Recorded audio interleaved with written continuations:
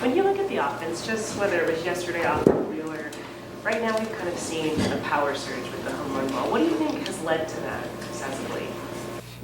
I think guys are getting back into their swings. They seem more synced up, more confident. Certainly, pitch selection is another part of it. I think getting into some good counts is another part of it. So there's a lot of components, but I think at the end of the day, guys are just starting to feel a little bit more confident at the plate.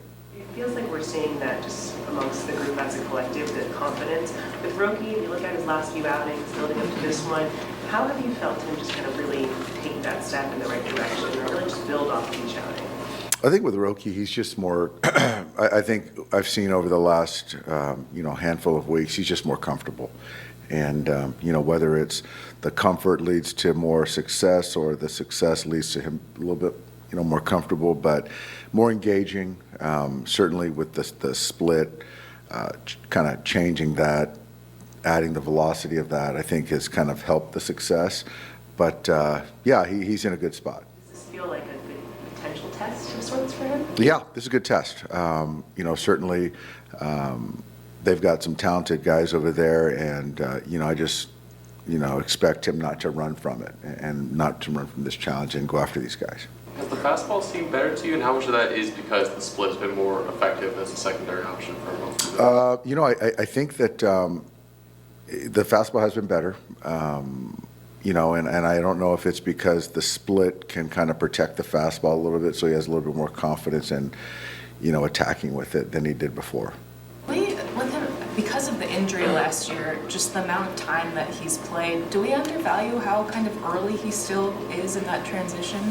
I think so. I think so. I mean, obviously, there's a lot of talent there. There's a lot of expectation us getting him over here, but he still hasn't pitched a whole lot of professional innings, and he's still young. And so I do think that the learning curve is. I think we're probably kind of over, expecting from Roki at an early stage. But for him, I wouldn't say he would agree with our take. And that's a good thing from the athlete. So what do you think about his velocity? First of all, he never touched 100 miles this year, but what do you think? I think for me, I think the quality of fastball, the command of it has gotten a lot better. He hasn't hit 100, but I think for me, it's still commanded a lot better than it was early on, and 97 commanded is a lot better than 100 out of the hitting zone. So I like where he's at. Do you think he might be able to get back there at some point? And is the focus now more just working with what he has to be effective before kind of worrying about the velo? I think now the velo is certainly in a good spot. I do believe that if he wanted to throw 100 miles an hour, he could do that, but it wouldn't be where he needed to throw it. When you're talking about 94, 95, that's a different conversation than 97, 98. So I think he's right where he needs to be.